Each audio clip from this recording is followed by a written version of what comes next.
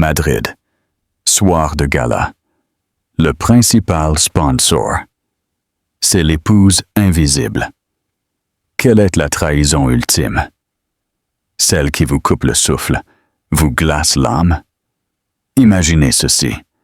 Un mari, un homme puissant, retire secrètement le nom de sa femme de la liste d'invités de la gala, la plus importante de sa carrière, la soirée où se jouent fortune et réputation. Et il ne fait pas que l'effacer, il la remplace par sa maîtresse. Il voulait qu'elle soit invisible. Une épouse ennuyeuse au hobby insignifiant qu'il avait laissé derrière lui. Il a dit à tout le monde qu'elle était indisposée. Il croyait avoir gagné. Il pensait avoir orchestré le coup de maître, la disparition parfaite. Mais que se passe-t-il lorsque l'épouse indisposée que vous venez d'effacer de la carte apparaît non seulement à la soirée, mais en tant que principale marraine de l'événement? Avant de nous plonger dans ce tourbillon d'ambition et de vengeance, dites-nous dans les commentaires, de quel coin du monde lisez-vous cette histoire? Nous serions ravis de le savoir. Et à la fin, n'oubliez pas de la noter de 0 à 10. Profitez de l'histoire. L'air dans l'appartement penthouse exclusif des Drake, dans le quartier de Salamanca à Madrid, était dense. Presque comme celui d'un musée. Impressionnant, à température contrôlée, impeccablement décoré avec d'immenses œuvres d'art abstraites et des sols en marbre blanc poli qui reflétaient la lumière de la grande via. Mais malgré sa beauté, il était totalement dépourvu de vie, de chaleur. Pour Harper Vaughan, le silence était le bruit le plus fort de son existence. C'était un bourdonnement constant, un rappel aigu du fossé qui s'était creusé entre elle et son mari, Gabriel Drake. À première vue, ils formaient un couple puissant. Gabriel était associé principal du prestigieux cabinet d'avocats Sterling, Draper & Pierce, un homme dont l'ambition était aussi acérée et méticuleuse que les costumes ajustés qu'il portait. Harper, pour le monde extérieur, était l'épouse élégante, modeste, l'hôtesse parfaite, la silencieuse. Un rôle qu'elle avait jadis interprété avec amour, mais qu'elle portait désormais comme un lourd manteau de plomb. Le changement avait été progressif, une lente érosion au cours des dernières années. Les succès de Gabriel avaient gonflé son ego jusqu'à ce qu'il remplisse chaque pièce, ne laissant aucune place pour elle. Il avait commencé à la considérer non pas comme une partenaire, mais comme un accessoire, un ornement beau et bien élevé à exhiber lors de galas et de dîners. Il avait oublié la femme qu'il avait épousée, l'architecte logiciel au cerveau brillant, avec un feu dans les yeux. Délibérément, il avait cessé de s'enquérir de son travail. « C'est juste de l'informatique, n'est-ce pas ?» avait-il dit un jour avec un geste dédaigneux de la main lorsqu'un ami avait demandé « Ça l'occupe ?» Harper ne l'avait pas corrigé. Elle l'avait laissé croire. Elle lui avait permis de penser que son entreprise, Vaughan Innovations, était un petit passe-temps, un projet passionné avec lequel elle s'amusait depuis son bureau à domicile. Elle ne lui a jamais dit quand elle a obtenu son 3e cycle de financement, quand sa base d'utilisateurs a dépassé les 10 millions, ou quand Microsoft avait tenté de la racheter pour un montant qui aurait fait ressembler le salaire annuel de Gabriel à une erreur d'arrondi. Son silence était son sanctuaire, la seule partie de sa vie qu'il n'avait pas encore réussi à souiller par sa condescendance. Le début de la fin arriva un mardi après-midi clair. Harper était dans son bureau, un espace élégant et minimaliste qui contrastait fortement avec le reste du penthouse, plongé dans une téléconférence avec son équipe de développement à Zurich. Il finalisait le lancement d'Athena, un logiciel de cryptage de données révolutionnaire qui faisait déjà sensation dans l'industrie technologique. Les rapports préliminaires des bêta-testeurs sont impeccables, dit son ingénieur en chef, Lucas Mercer, sa voix vibrant d'excitation à travers le haut-parleur. Les protocoles de sécurité tiennent bon. Nous lui avons lancé tout ce que nous avions, et c'est une forteresse imprenable. Un rare et véritable sourire effleura les lèvres d'Harper. Excellent travail, Lucas. Maintenons le calendrier. Je veux être prête pour le lancement du 4e trimestre. Elle termina l'appel avec un sentiment de fierté et d'accomplissement, un courant chaud dans ses veines.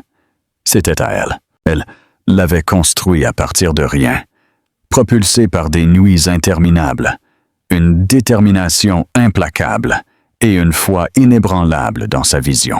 La porte de son bureau glissa sans frapper. Gabriel était là, tenant une épaisse enveloppe de couleur crème.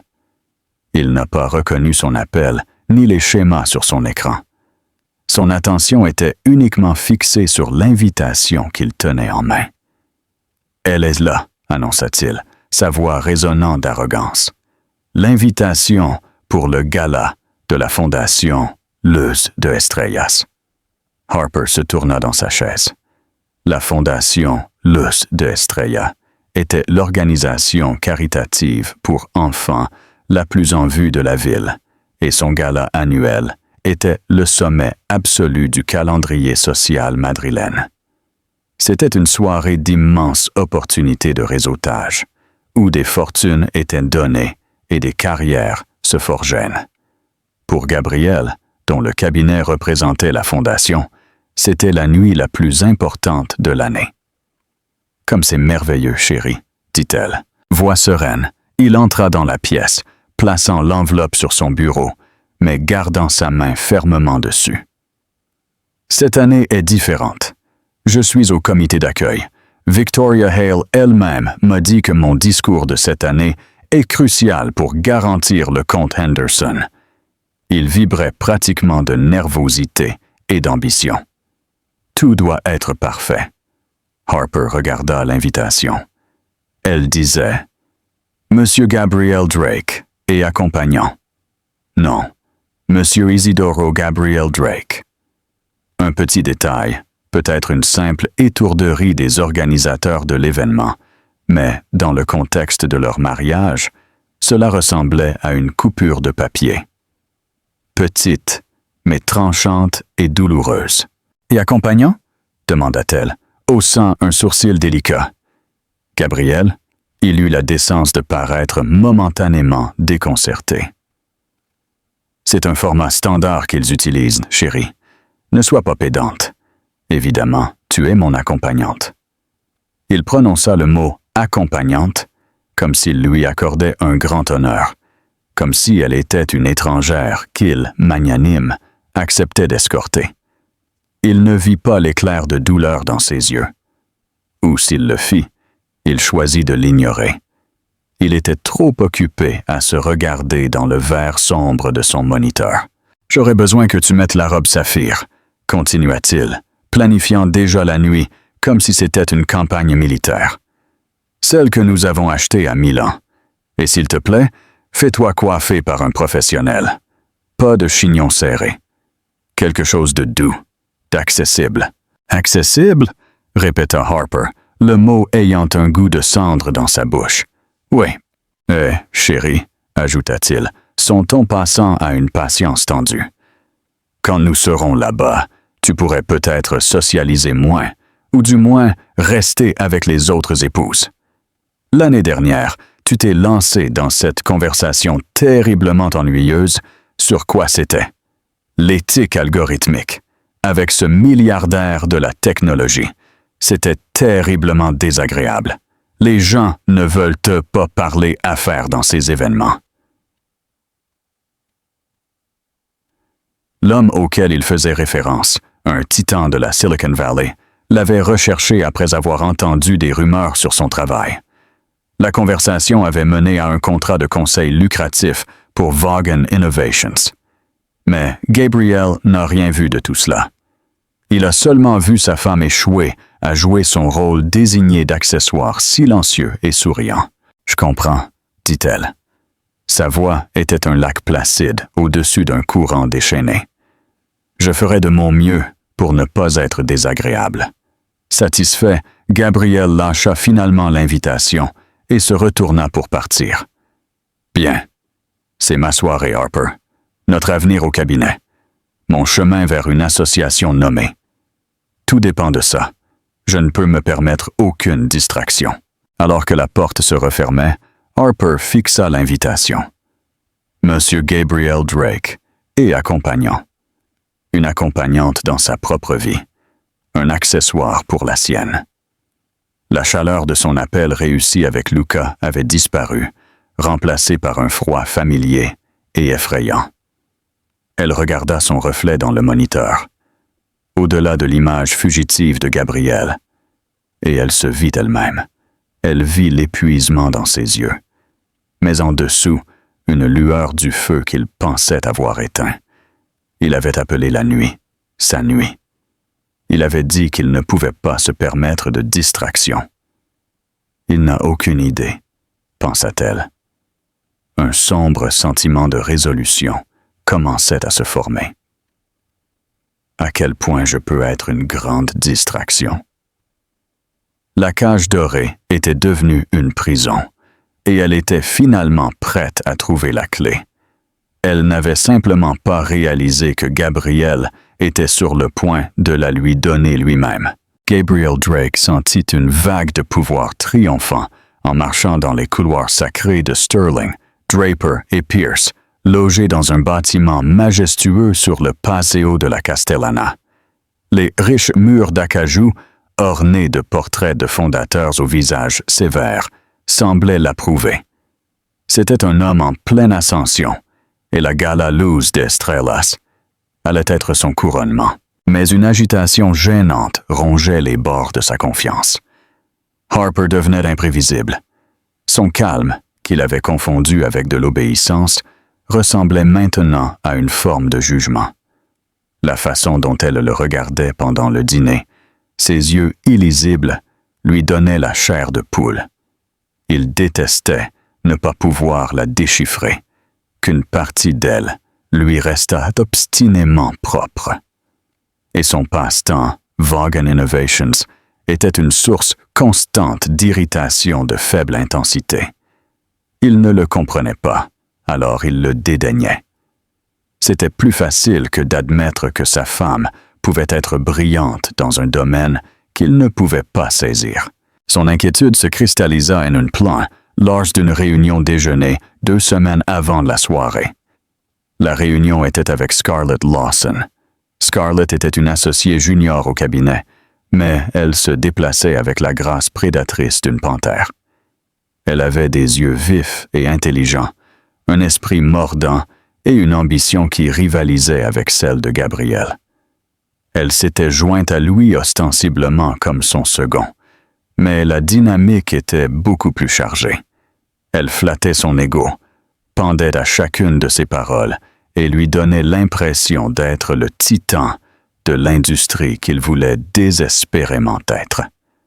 Elle était tout ce qu'il pensait vouloir. Ambitieuse, centrée sur son monde et complètement indifférente à tout ce qui s'en trouvait en dehors. Ils étaient assis au Capitol Grill, un steakhouse où les affaires se concluaient autour de filets de 100 €. Victoria Hale chantait tes louanges à la réunion des associés ce matin, dit Scarlett, se penchant en avant, sa voix un doux ronronnement. Elle a dit que le comte Henderson est pratiquement à toi si le gala se passe bien. Ce sera le cas, dit Gabriel, ajustant sa cravate. Il ne reste que la question de la liste des invités. Scarlett but une délicate gorgée de son vin.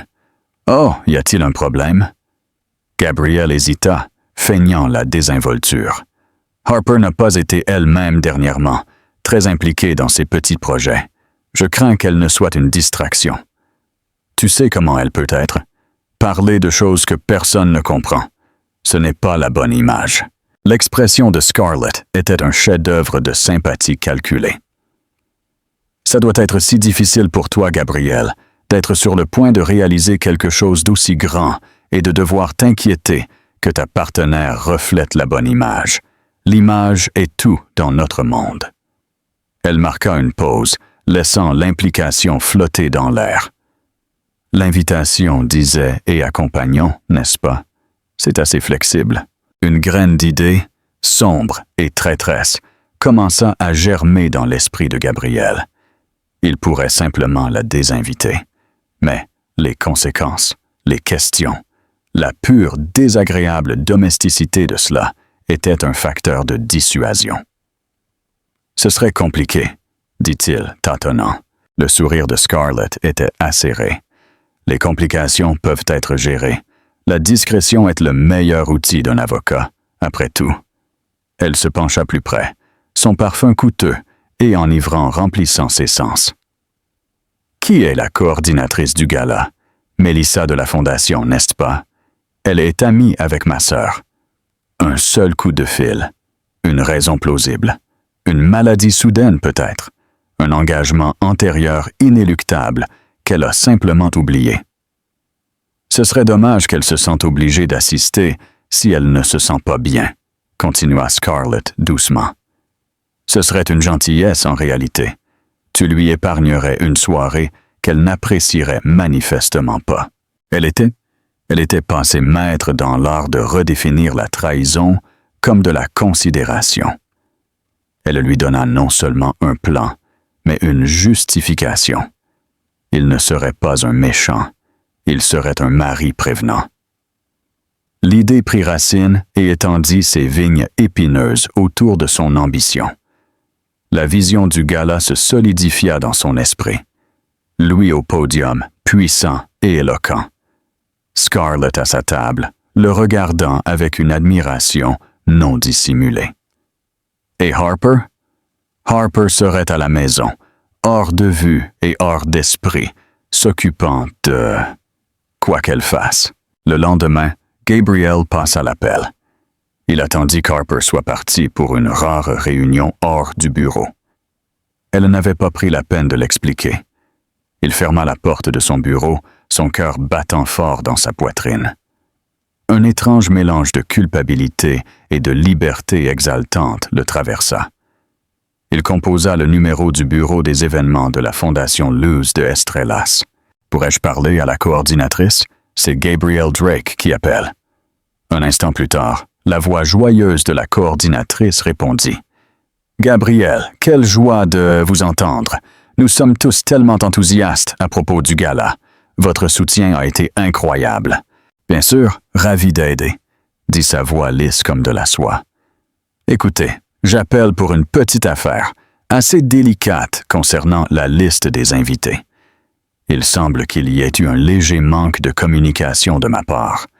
Ma femme, Harper, ne pourra malheureusement pas assister. »« Oh non, quelle honte! Est-ce que tout va bien? » Elle poussa un soupir parfaitement élaboré. Elle a été terriblement épuisée ces derniers temps, se demandant trop avec un projet personnel. J'insiste pour qu'elle prenne les choses calmement, et elle a finalement accepté. Elle se sent terriblement mal à ce sujet, bien sûr, mais sa santé doit passer en premier. Elle envoie ses plus profondes excuses. « Oh, la pauvre! Bien sûr, nous comprenons parfaitement, » dit la coordinatrice, sa voix dégoulinante de sympathie. « S'il vous plaît, transmettez-lui nos meilleurs vœux. Alors, le billet sera seulement pour vous alors? Ou amènerez-vous un accompagnant à la place? » C'était le moment, le dernier tour de vie. « En fait, oui, » dit-il, comme si l'idée venait de lui venir. « Une de mes associées juniors, Scarlett Lawson, a joué un rôle essentiel dans la préparation du rapport pour le comte Henderson. Ce serait une expérience inestimable pour elle. Serait-il possible de changer le nom sur le carton au sien? Pas de problème, Gabriel. Considérez cela comme fait. Nous aurons un carton de place pour Mademoiselle Scarlett Lawson à votre table. Merci, vous êtes un ange. J'apprécie votre discrétion. Il raccrocha le téléphone. Une vague de soulagement l'envahit. C'était fait. Cela avait été si facile. Il avait chirurgicalement retiré Harper de sa grande soirée. Il se leva et se dirigea vers la fenêtre, regardant la ville qu'il sentait enfin lui appartenir. Il ne ressentait aucun remords, juste un sentiment froid et net d'efficacité. Il avait identifié un problème, une variable imprévisible, et il l'avait éliminée. Cette nuit-là, il fut inhabituellement charmant avec Harper. Il ramena à la maison une bouteille de son chardonnay préféré et ne mentionna pas une seule fois le gala.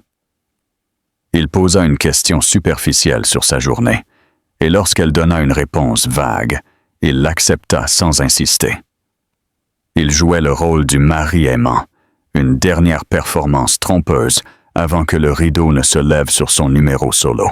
Il la regarda de l'autre côté de la table, cette femme qui lui était désormais étrangère.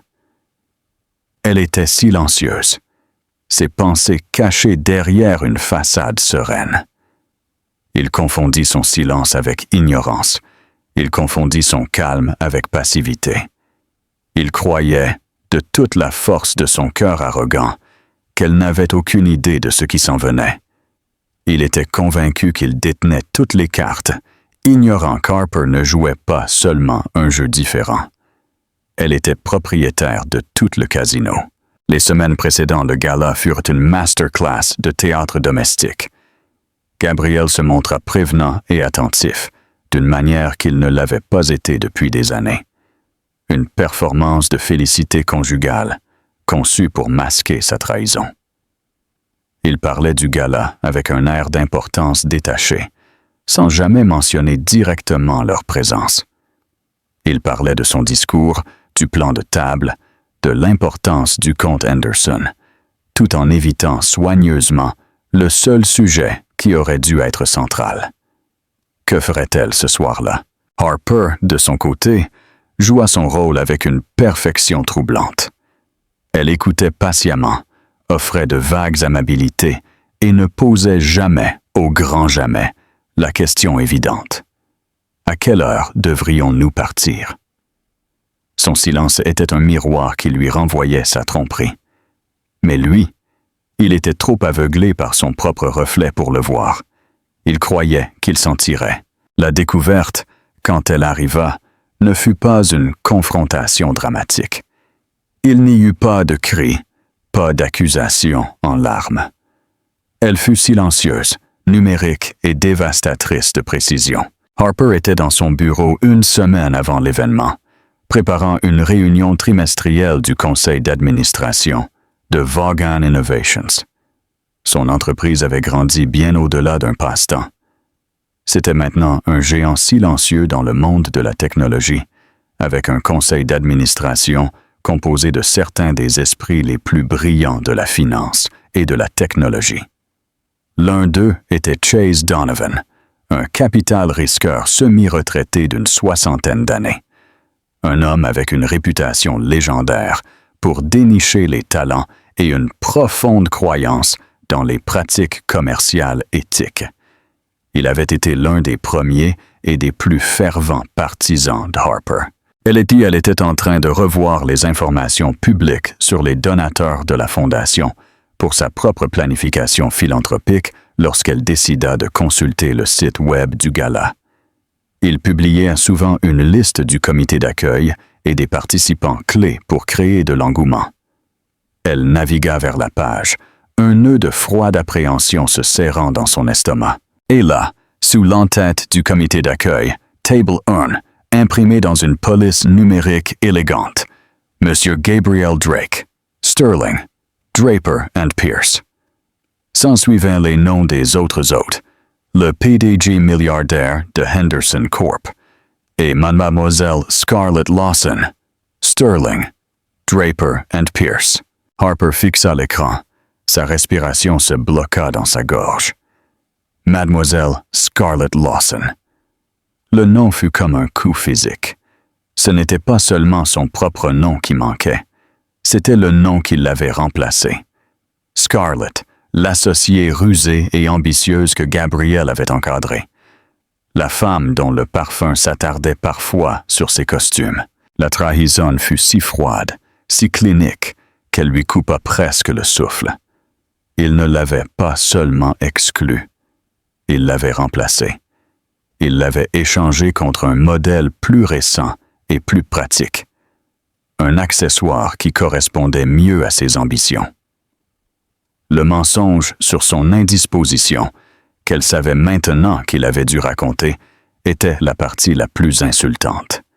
Il l'avait dépeinte comme faible et malade pour servir son propre objectif. Pendant un long moment, elle resta assise là, le bourdonnement de ses serveurs étant le seul bruit dans la pièce. Il y eut une montée de colère brûlante, un désir primaire de faire irruption dans son bureau et de lui jeter son ordinateur portable à la tête. Elle voulait crier, exiger une explication, le regarder se tordre sous le poids de sa tromperie. Mais ensuite, un autre sentiment, plus froid et beaucoup plus puissant, l'envahit. La clarté. Ce n'était pas seulement une insulte, c'était une déclaration. Il avait déclaré qu'elle ne valait rien pour lui. Il avait déclaré que leur mariage était une farce. Il avait déclaré qu'elle était un obstacle à éliminer. Et dans sa déclaration, il lui avait fait un cadeau. La liberté des prétentions, la liberté d'essayer de sauver quelque chose qui était déjà mort, la liberté d'être exactement qui elle était, sans excuse. Elle ne l'a pas confronté. Le faire serait jouer à son jeu, descendre dans une bataille désordonnée et d'émotionnel qu'il tordrait et manipulerait. Il l'aurait traité d'hystérique, de paranoïaque. Il l'aurait fait douter d'elle-même, lui faisant croire qu'elle exagérait. Non, une exécution silencieuse était requise. Ses doigts, fermes et délibérés, passèrent de la souris au téléphone. Elle n'a pas appelé Gabriel. Elle n'a pas appelé d'avocat spécialisé en divorce. Pas encore. Elle a appelé Lucas Mercer, son brillant ingénieur en chef et son bras droit de confiance. « Lucas, » dit-elle, sa voix dépourvue d'émotion. « Annule mes rendez-vous pour le reste de la semaine. Dis à Chase Donovan que c'est à propos de la fondation Luz de Estrellas. » Il y eut une pause de l'autre côté. Lucas était perspicace. Il connaissait son ton. Ce n'était pas un appel d'affaires. C'était autre chose. « Tout de suite, Harper, » dit-il, sans poser de questions. Alors qu'elle attendait que l'appel se connecte, Harper ouvrit un nouveau fichier sur son ordinateur. C'était un document sécurisé et crypté. Le titre qu'elle écrivit était simple. « Stratégie de sortie ». Quelques minutes plus tard, sa ligne privée bourdonna. « Harper, ma chère !» La voix grave et chaleureuse de Chase Donovan emplit la pièce. Lucas a dit que c'était urgent. Tout va bien avec le lancement d'Athéna?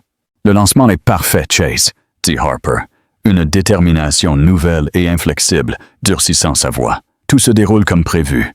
En fait, je pense avancer le calendrier pour notre nouvelle division philanthropique. Donovan sembla intrigué. Je pensais que c'était dans un an. Les plans changent, dit Harper, ses yeux revenant à la liste des invités sur son écran. On vient de me parler d'une organisation caritative qui, je crois, correspond parfaitement aux valeurs de Vaughan Innovations, la fondation Luz de Estrellas. Une excellente organisation, acquiesça Donovan. De bonne lignée, un peu guindée à mon goût, mais ils font du bon travail avec les enfants. Certainement, dit Harper. Leur gala annuel a lieu la semaine prochaine.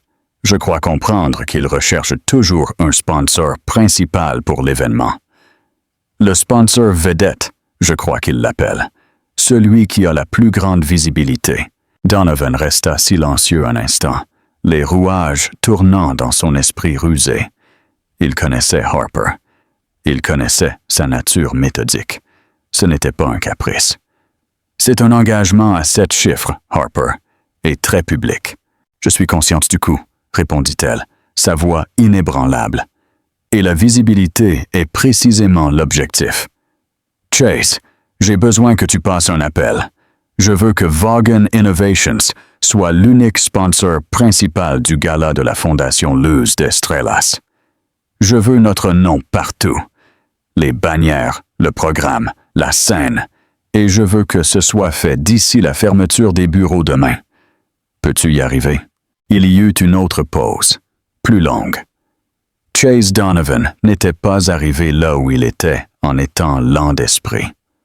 Il pouvait sentir les courants sous-jacents, l'histoire non racontée derrière cet engagement soudain et massif. Il n'avait pas besoin de connaître les détails. Il avait juste besoin de savoir que sa foi, en elle, était bien placée. « Considérez cela comme fait, » dit-il finalement, avec une touche d'admiration dans sa voix. « Ils vont se battre pour ça. La publicité pour nous sera immense. »« La publicité est secondaire, » dit Harper doucement, son regard fixé sur le nom de Scarlett Lawson. « Il s'agit d'envoyer un message clair et sans équivoque. » Elle termina l'appel et se laissa tomber dans sa chaise. La colère avait diminué, remplacée par un calme glacial. Gabriel pensait qu'il lui fermait une porte. Il n'avait aucune idée qu'elle était sur le point d'acheter tout l'immeuble et de l'expulser. Le jeu avait changé. Il avait fait son coup, et maintenant, elle était sur le point de faire le sien. Et ce ne serait pas silencieux. La semaine qui suivit fut une merveille d'activités silencieuses et furieuses. Pour Gabriel, ce fut une semaine d'ignorance béate. Il était absorbé à peaufiner son discours, à coordonner les points clés avec Scarlett et à se délecter de la gloire anticipée de son triomphe imminent. Il voyait le comportement tranquille d'Harper comme de la soumission. Ses longues heures dans son bureau, comme son retrait dans son monde non pertinent. Il se sentait suffisant, confiant et complètement en contrôle. Pour Harper, ce fut une semaine de guerre stratégique, menée non pas avec des cris et des larmes, mais avec des courriels, des téléconférences et la puissance silencieuse et immense de sa richesse. Ce n'était pas une femme méprisée. C'était une PDG exécutant une acquisition hostile de son propre récit. Son premier mouvement, après avoir obtenu le parrainage principal par l'intermédiaire de Chase Donovan, fut d'appeler la coordinatrice de la fondation Luz de Estrellas. Elle ne mentionna pas Gabriel. Elle se présenta comme la PDG de Vaughan Innovations, le nouveau sponsor vedette du gala. « Mademoiselle Vaughan, c'est... » dit la coordinatrice, stupéfaite et euphorique. « Je suis sans voix. Votre générosité est tout simplement écrasante. Monsieur Donovan m'a expliqué que vous souhaitiez procéder avec la plus grande discrétion jusqu'à la nuit du gala. »« C'est exact, » dit Harper, sa voix froide et professionnelle.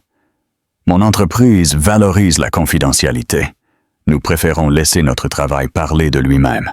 Cependant, je serai présente. Naturellement, j'aurai besoin d'une place. » Bien sûr, absolument. Nous vous plaçons à la table principale. Naturellement. La coordinatrice parcourut son plan de table. Oh, il semble y avoir un léger problème.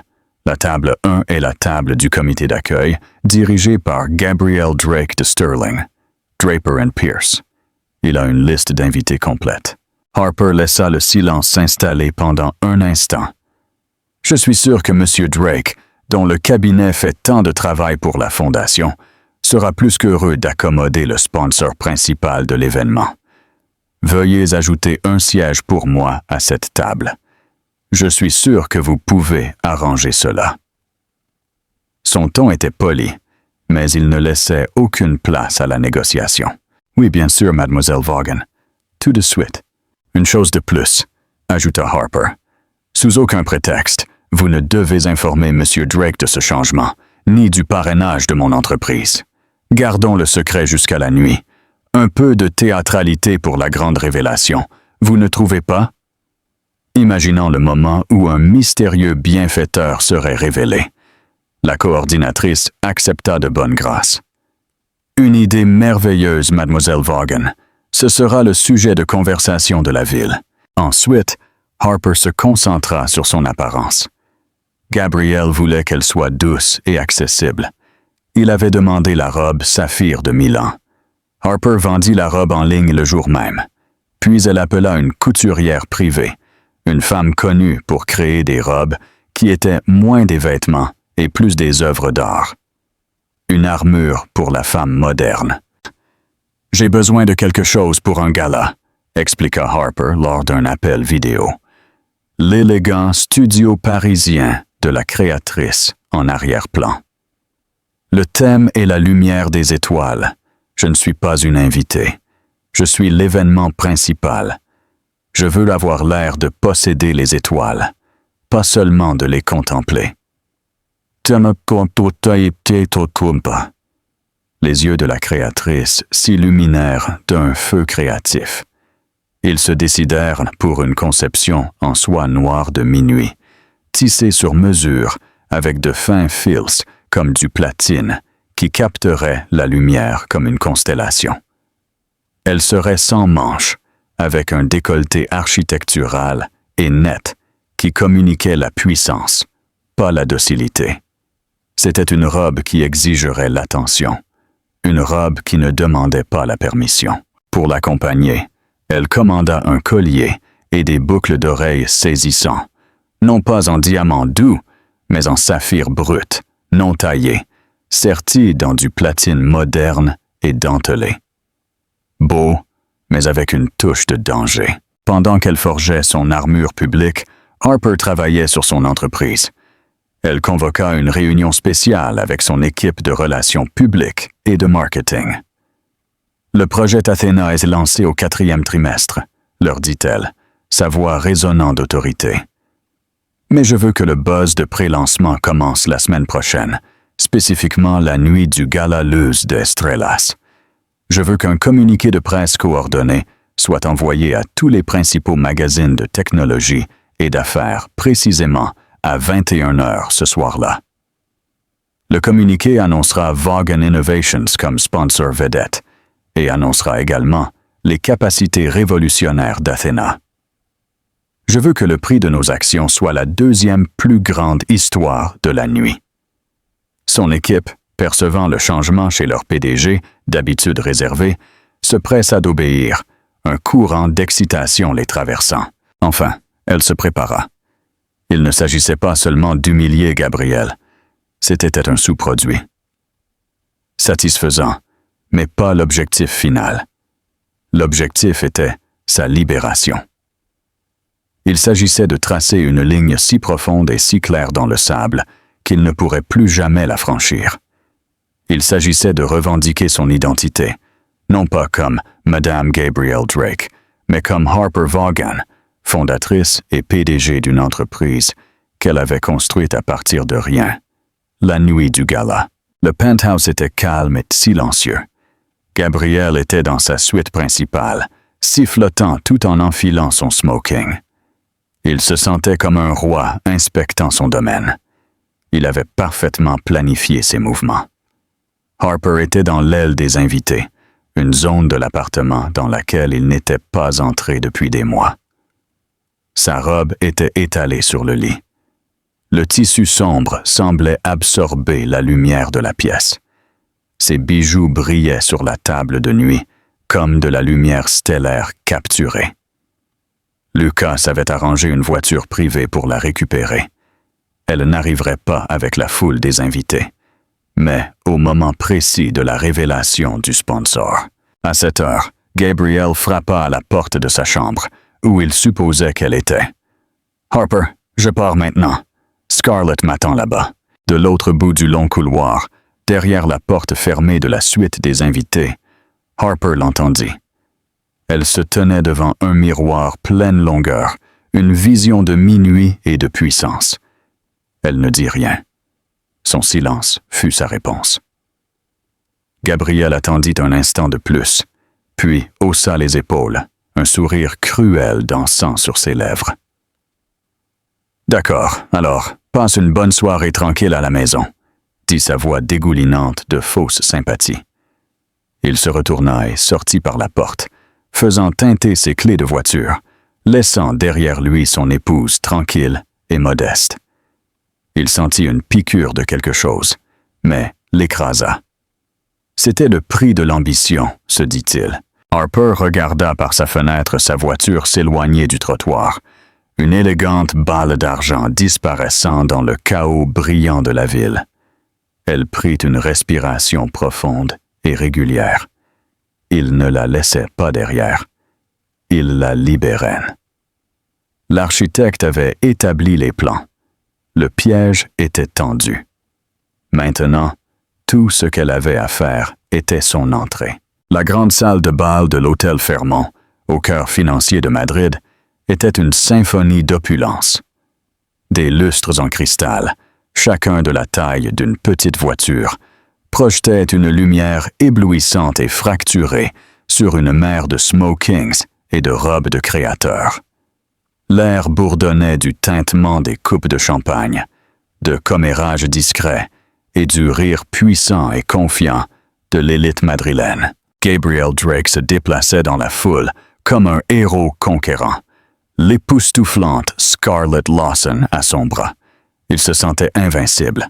La robe de celle-ci était d'un cramoisi éclatant, un contraste net et délibéré avec l'apparence douce qu'il avait exigée d'Harper. C'était une déclaration, et sa présence signalait sa nouvelle direction. « Tu t'es vraiment surpassé, Gabriel », dit Victoria Hale, l'associée principale du cabinet, lui tapotant le dos. « Une table complète. Henderson est là. La nuit est déjà un succès. »« Nous sommes là pour plaire, Victoria », répondit Gabriel, suavement, serrant la main de Scarlett. « Nous ne faisons que commencer. » Il s'assit à la table principale, juste au centre, un roi présidant la cour. Il balaya la salle du regard, un profond sentiment de satisfaction s'installant dans sa poitrine. Tout était parfait. Chaque personne était à sa place. De l'autre côté de la table, le PDG milliardaire dont il courtisait le comte lui fit un signe de tête cordial. Scarlett chuchotait quelque chose de drôle à la femme d'un autre associé. Il n'y avait aucun signe d'Harper, pas de questions embarrassantes, pas de regards indiscrets. Il avait réussi une coupure nette. La soirée se déroula exactement comme il l'avait imaginé. Le dîner était exquis, le vin coulait librement, et les discours préliminaires étaient brefs et pleins d'esprit. Gabriel sentit la chaude lueur du succès et de plusieurs verres de champagne. Il se pencha vers Scarlett, sa voix un murmure bas. « Tu vois, comme je te l'ai dit, impeccable, » chuchota-t-elle, ses yeux brillants. « Aucune distraction. Juste toi, enfin. » Le moment arriva. Les lumières s'éteignirent légèrement et le président de la fondation Luz de Estrellas monta sur scène. « Bonsoir, mesdames et messieurs, et bienvenue », commença sa voix, résonnant dans la salle de bal.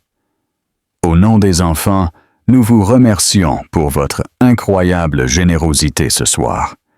Nous avons amassé un montant record, et c'est grâce à chacun de vous. » Une vague d'applaudissements polis parcourut la salle.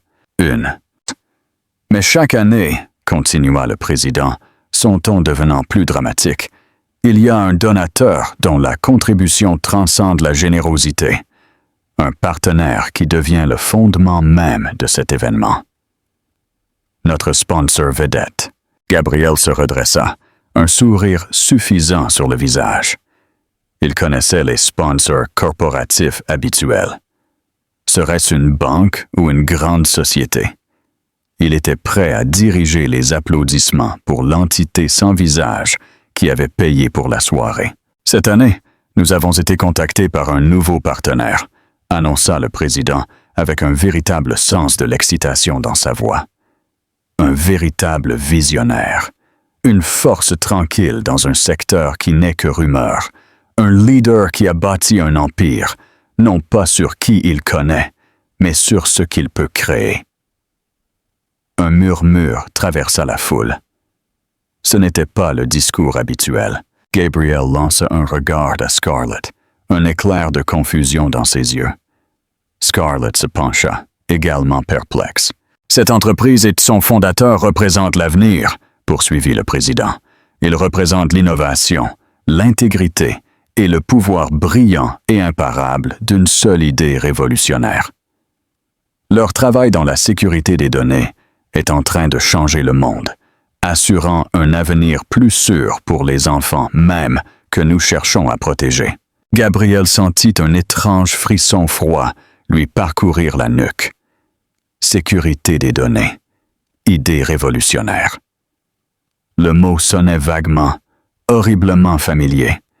Il regarda autour de la pièce, s'attendant à voir un PDG de la technologie célèbre s'avancer. « C'est mon profond honneur », déclara le président, sa voix atteignant son paroxysme, d'annoncer le sponsor vedette de cette année, une entreprise qui a vraiment illuminé notre soirée. Vaughan Innovations. Le nom frappa Gabriel comme une force physique.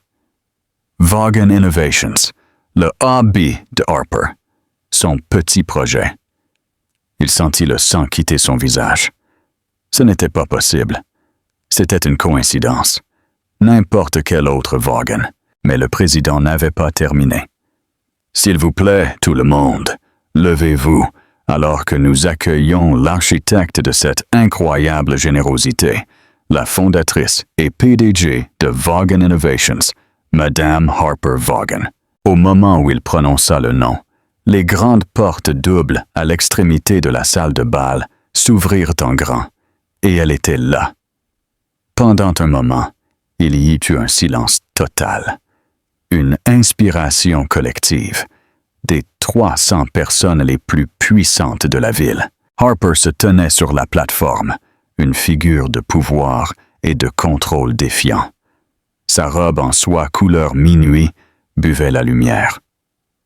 Les fils de platine scintillaient comme une galaxie lointaine. Les saphirs bruts de son collier n'étaient pas des bijoux délicats. C'étaient des éclats du ciel nocturne, audacieux et provocateurs. Ses cheveux étaient tirés en arrière, dans un style élégant et sévère qui mettait en valeur la ligne décisive de sa mâchoire. Elle n'était pas douce, elle n'était pas accessible. Elle était magnifique. Puis la réaction commença au premier rang avec Chase Donovan, qui était déjà debout, un sourire fier sur son visage. Puis d'autres, reconnaissant le nom des articles de technologie émergents ou simplement séduits par le pur drame du moment, se levèrent. L'applaudissement commença par être dispersé au début. Puis il monta en une onde sonore, assourdissante et grondante. Un par un, table par table, toute la pièce se leva. Ils n'applaudissaient pas seulement un donateur. Ils assistaient à une arrivée. Gabriel resta figé dans sa chaise, une statue de choc pur. Sa coupe de champagne était toujours à la main. Il fixait, son esprit incapable de traiter ce que ses yeux voyaient. Ce n'était pas sa femme. Ce n'était pas la femme calme et modeste qu'il avait laissée à la maison. C'était une supernova, un événement céleste vêtu de soie de minuit et de lumière stellaire capturée. Scarlett Lawson était tout aussi stupéfaite. Son visage était un masque d'incrédulité et d'horreur naissante. Sa robe cramoisie, qui un instant auparavant avait semblé si audacieuse et vibrante, semblait maintenant voyante et bon marché, à côté de l'élégance céleste d'Harper. Elle regarda d'Harper à Gabriel et vit la couleur s'estomper complètement de son visage. Elle avait attaché son char à une étoile filante. Les yeux d'Harper scannèrent la foule debout, son expression calme et royale. Elle fit un petit signe de tête digne de remerciement, puis son regard se déplaça, délibérément, lentement, à travers la pièce jusqu'à ce qu'il se pose sur la table 1. Il glissa sur les visages stupéfaits des associés et des financiers et se posa finalement sur Gabriel. Elle ne sourit pas, ne lui lança pas de regard noir. Son regard était celui d'une évaluation froide et désintéressée. C'était le regard qu'un dirigeant réserve à un employé incompétent. Un regard qui disait « Vous êtes sans importance. Tandis que les applaudissements tonnaient autour d'eux, Harper commença à marcher. Elle ne se précipita pas. Ses pas étaient mesurés, sa posture parfaite. Elle se déplaça à travers la foule debout, qui s'ouvrait pour elle comme par décret royal. Sa destination était claire. L'espace vide à la table principale, l'espace que la coordinatrice avait glissé, conformément aux instructions, entre Victoria Hale et Gabriel Drake. Le siège qui lui appartenait désormais incontestablement. Le son frappa Gabriel en premier. Ce n'était pas seulement des applaudissements, c'était une force physique, une onde de choc sonore, qui semblait le faire sortir de sa chaise, vêtu de velours. 300 des personnalités les plus influentes de la ville étaient debout, leurs têtes tournées vers les doubles portes au fond de la salle de bal. Vers elle. Son esprit vacilla, refusant de rassembler les pièces dans l'image étonnante que ses yeux lui montraient. Alors qu'elle commençait à marcher, Gabriel ressentit une impulsion primale de se cacher, de se glisser sous la table. Chaque pas qu'elle faisait vers lui était un coup de tambour signalant les secondes de sa propre exécution. Les murs qu'il avait passés des années à essayer d'impressionner se tournaient vers elle avec une crainte respectueuse. Leurs expressions, un mélange de choc et d'admiration profonde. Ils étaient un jury, et à chaque battement de main, ils rendaient leur verdict. Il était figé dans un cauchemar de sa propre création. Le seul idiot, assis dans une mer d'adorateurs debout, à côté d'une femme dans une robe cramoisie voyante, qui semblait maintenant aussi perdue et terrifiée que lui. Pour Harper, l'applaudissement était un bruit lointain, la musique de fond pour le seul objectif clair qui la poussait en avant. Elle avait passé des années à naviguer dans des pièces comme celle-ci, comme une ombre. Sa présence reconnue uniquement par l'intermédiaire de son mari. Ce soir, elle n'était pas un accessoire. Elle était le point focal. Elle vit les visages qu'elle reconnaissait, ses rivaux, les patrons de banque, les reines de la société, leurs bouches légèrement ouvertes. Dans la puissante, énigmatique Madame Vaughan, l'identité qu'elle avait forgée en silence, maintenant révélée dans une symphonie d'acclamations. Son pas délibéré et tranquille la conduisit à la table 1. L'air ici était dense de choc inexprimé. Un serveur, son professionnalisme une petite île de calme dans le chaos, tira doucement la chaise, qui avait été serrée entre Victoria Hale et Gabriel. C'était un trône, déguisé en siège. Victoria Hale, une femme dont le visage était d'habitude un masque impénétrable, se ressaisit la première. L'éclair de rage dans ses yeux, d'avoir été si complètement prise de court, fut rapidement remplacé par la ruse calculatrice d'une maîtresse stratège. Elle vit le nouveau plateau de jeu étalé devant elle. « Harper » tonna-t-elle. Sa voix, c'était une performance théâtrale de joie, alors qu'elle prenait la main d'Harper. Sa poignée était ferme, respectueuse. « Ma chère, nous sommes sans voix, absolument sans voix. Votre générosité, votre vision, c'est un profond honneur de vous avoir parmi nous. » Elle n'était pas seulement polie, elle s'alignait publiquement sur le nouveau centre du pouvoir. Harper inclina la tête, acceptant l'hommage. « Victoria, un plaisir de vous voir en pleine forme. » Sa réponse calme fut un coup de maître, établissant qu'elle n'était pas submergée, mais complètement à l'aise. Elle se retrouva ensuite face au PDG milliardaire, dont l'entreprise de Gabriel avait désespérément essayé de conquérir le compte.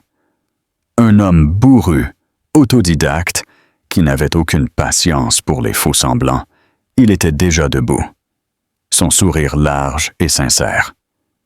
Il admirait la force, et il regardait sa personnification. « Madame Vaughan, » dit-il, ignorant les autres pour lui serrer la main.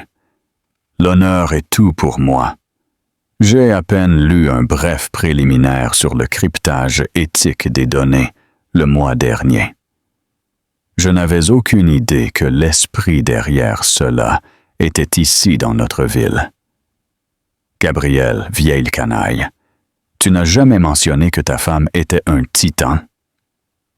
Le commentaire était apparemment un compliment à Gabrielle, mais le sous-entendu était cinglant, interrogateur. Gabriel sentit une vague de chaleur monter dans son cou. Il vit une encre de salut et la saisit avec une avidité désespérée. Il se poussa à se tenir debout, essayant de masquer son visage d'un masque de joie et de surprise fière. « Ma chérie !» s'exclama-t-il. Sa voix était une imitation forcée et artificielle de joie. « Quelle surprise! Tu aurais dû me dire que tu planifiais quelque chose d'aussi spectaculaire. J'étais tellement inquiet quand tu as dit que tu ne te sentais pas bien. » Il tendit la main vers son bras, essayant de revendiquer son rôle de mari, le seul à être dans le secret. Harper bougea son bras juste légèrement, un mouvement presque imperceptible, mais suffisant pour que sa main ne saisisse que l'air. Elle le regarda. Elle le regarda vraiment. Et son regard était froid et clair, comme de la glace arctique. « Je n'allais pas bien ?» répéta-t-elle. Sa voix, dangereusement douce, coupa pourtant le son persistant des applaudissements. « Non, Gabriel, je pense que le mot que vous cherchez est sous-estimé. Mais je ne me suis jamais senti mieux. » Le rejet public, la correction silencieuse de son mensonge, frappa comme un poignard parfaitement lancé. Gabriel tressaillit. Son sourire pathétique se dissipa. Le sang se retira de son visage, laissant derrière lui un halo cireux et pâle. Après l'avoir liquidé, le regard d'Harper glissa au-delà de lui et se posa, pour la première fois, sur Scarlett Lawson. Scarlett, qui était restée figée dans un état de paralysie horrifiée, se recroquevilla, visiblement sous le regard froid et critique. Ce n'était pas un regard de rage ou de jalousie. C'était un regard d'indifférence totale, le genre que l'on réserve à un morceau de désordre dans une robe par ailleurs parfaite. Harper n'a pas élevé la voix. Elle n'en avait pas besoin. Elle fit un geste presque imperceptible à un maître d'hôtel de passage. « Excusez-moi, » dit-elle, son ton empreint d'une préoccupation polie. « Je crois qu'il y a eu une erreur d'attribution des places. Cette jeune femme semble s'être éloignée de la section des associés juniors, là-bas. » Elle fit un vague geste vers le fond de la salle de bal. « Peut-être pourriez-vous l'aider à retrouver sa table correcte. » L'humiliation fut absolue. Un chef-d'œuvre d'exécution publique. Elle n'avait pas traité Scarlett de briseuse de ménage ou d'intrigante. Elle avait fait bien pire. Elle l'avait rendue complètement et totalement insignifiante. Une hôtesse égarée. Une non-entité. Le visage de Scarlett, déjà rouge, devint d'un rouge écarlate. Par plaques. Ses yeux se tournèrent vers Gabriel, le suppliant de dire quelque chose, de la défendre, de faire n'importe quoi. Mais Gabriel était un homme vide, incapable de se défendre lui-même. Il la fixait. Il ne fixait que son assiette, son monde s'effondrant vers l'intérieur. Avec un sanglot étouffé, Scarlett attrapa sa pochette. Ridiculement petite et précieuse, les mains tremblantes. Elle poussa sa chaise avec une telle violence qu'elle faillit se renverser. Sans un mot, elle se retourna et s'enfuit, se frayant un chemin à travers les tables, dans une marche de honte pure. Les murmures et les regards pointés de l'élite de la ville la suivaient comme des vautours. Gabriel la regarda partir, un autre pilier de son monde fantastique se transformant en sable. Et à ce moment précis, comme orchestré par un dieu vengeur du timing, un nouveau son remplaça le silence dans la pièce. Il commença par quelques vibrations isolées. Puis, il se propagea, une onde numérique inondant la salle de bal. C'était le bourdonnement et le tintement synchronisé de centaines de smartphones recevant une notification. Exactement à 9 heures, le communiqué de presse préprogrammé de Harper avait été publié. Victoria Hale, toujours professionnelle, sortit discrètement son téléphone de sa poche. Ses yeux parcoururent de l'écran et son masque se resserra. Elle lisait le titre du Wall Street Journal. La PDG secrète de Vaughan Innovations, Harper Vaughan, révélée dans un coup de force philanthropique à 7 chiffres, annonce la suite de cryptage révolutionnaire Athena. L'histoire ne concernait pas seulement le gala. Elle concernait une nouvelle acquisition d'entreprise majeure, un perturbateur dans le monde de la technologie. Victoria regarda l'avenir des actions de Vaughan Innovations, qui montaient déjà dans les transactions après heure. Elle regarda Harper, qui buvait calmement son eau, un portrait de contrôle serein. Puis elle regarda l'homme pathétique et en sueur à côté d'elle, son associé, qui non seulement avait caché cette immense ressource au sein du cabinet, mais avait activement tenté de la jeter par-dessus bord en faveur d'une associée junior lors de la nuit la plus importante de l'année. La stupidité pure et monumentale de cela était à couper le souffle. Victoria se tourna vers Gabriel, sa voix n'étant plus un son, mais un sifflement bas et mortel, bien plus terrifiant. « Gabriel, mon bureau, demain matin, à 7 heures pile, ne vous embêtez pas à apporter un porte-document. Apportez seulement votre démission. » Avant que Gabriel ne puisse traiter les mots qui avaient mis fin à sa carrière, le président était de retour au podium, son visage rayonnant. « Et maintenant, annonça-t-il joyeusement, nous aimerions inviter notre sponsor vedette, la brillante Madame Harper Vaughan, à dire quelques mots. » Le projecteur pivota à nouveau, illuminant Harper alors qu'elle se levait. L'applaudissement fut encore plus fort cette fois, frénétique et prolongé. Elle passa devant son mari sans un seul regard, sa robe scintillant, alors qu'elle montait les quelques marches du podium. Elle n'était plus seulement une donatrice, elle était une visionnaire, une leader, la star incontestée de la nuit. Elle arriva au podium et la salle tomba dans le silence. Elle regarda la foule, son regard posé et confiant. « Bonsoir », commença-t-elle, sa voix ferme et résonnante. « On dit que la lumière des étoiles est un message du passé, une lueur de quelque chose qui a brillé intensément pendant des millions d'années, même si nous n'avons remarqué sa lumière que maintenant. Dans mon monde, en technologie, nous ne regardons pas le passé, nous construisons l'avenir.